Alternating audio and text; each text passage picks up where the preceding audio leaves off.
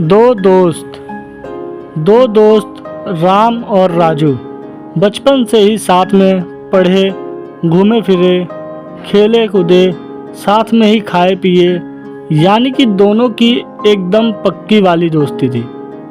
इतनी पक्की दोस्ती होते हुए भी दोनों के स्वभाव एकदम अलग अलग थे। राम एकदम शांत, सुलझा और विषय और वस्तु के हर पहलू पर ध्यान देने वाला, वही राजू एकदम विपरीत, यानी कि उतावला और सिर्फ रिजल्ट्स को महत्व देने वाला था।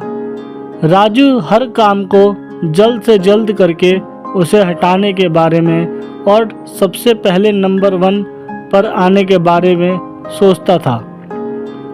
ऐसा करने में उसे कई गलतियां भी हो जाती थी। राम कभी किसी काम में जल्दबाजी नहीं करता। वह हर एक काम को सोच समझकर उनके हर पहलुओं पर गौर करके ही करता। हाँ, थोड़ी देर होती, लेकिन उसके काम में कोई गलतियां नहीं होती थी। एक बार दोनों दोस्त लंबी दूरी से घर को लौट रहे थे। तब राजू ने कहा कि वो राम से ज़्यादा तेज दौड़ता है। इस बात से राम सहमत नहीं था, क्योंकि दौड़ने में तो वो काफ़ी तेज था। ये बहस एक शर्त में बदल गई। दोनों ने तय किया कि वह जहाँ पर है वहाँ से उनके घर तक की दूरी अब वह दौड़ कर तय करेंगे, और जो सबसे पहले घर पहुँचेगा वही विनर होगा। दोनों ने साथ में दौड़ना शुरू किया।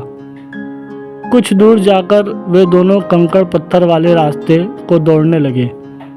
उसे पार करके राम अचानक रुक गया और अपने जूते खोलने लगा। उसे ठहरा हुआ देख राजू ने मुस्कुराते हुए कहा, क्या हुआ, अभी से हार मान ली?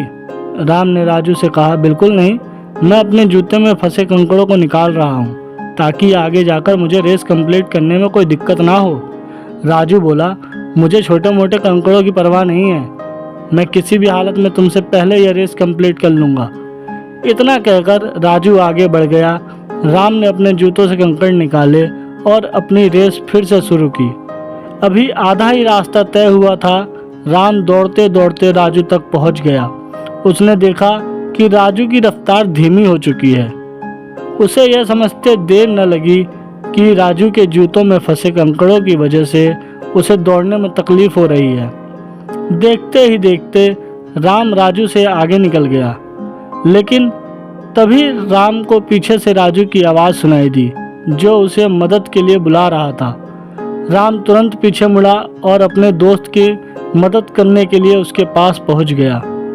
वहां जाकर राम ने देखा कि राजू के पैरों से खून निकल रहा था, और ये उन्हीं छोटे छोटे कंकड़ों की वजह से हुआ था जो उसके जूते में फंस चुके थे और उसने निकाले नहीं थे।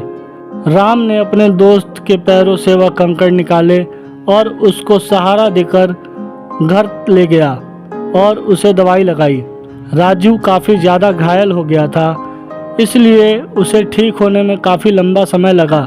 राजू को इस बात का हमेशा अफसोस रहा कि उसने सिर्फ मंजिल पर ध्यान दिया और बाकी चीज़ों को इग्नोर किया। दोस्तों, दुनिया में 2 तरह की सोच रखने वाले लोग होते हैं। एक वह जो मंजिल को ज़्यादा महत्व देते हैं और सफ़र पर ध्यान नहीं देते। दूसरे वह जिन्हें सफ़र में भी उतनी दिलचस्पी होती है, वह सफ़र को भी उतना ही एंजॉय करते हैं जितना कि मंजिल को। और ऐसे लोग जानते हैं कि मंजिल तक पहुंचने के लिए सफ़र में कई सारी चीज़ों पर ध्यान देना पड़ता है, और आखिर में वही सही सलामत अपनी मंजिल पर पहुंचकर उसका आनंद मना पाते हैं। धन्यवाद। कहानी अगर अच्छी लगी हो तो कमेंट करके ज़रूर बताएं, और ऐसी ही मोरल स्टोरी सुनने के लिए चैनल को सब्सक्राइब करें।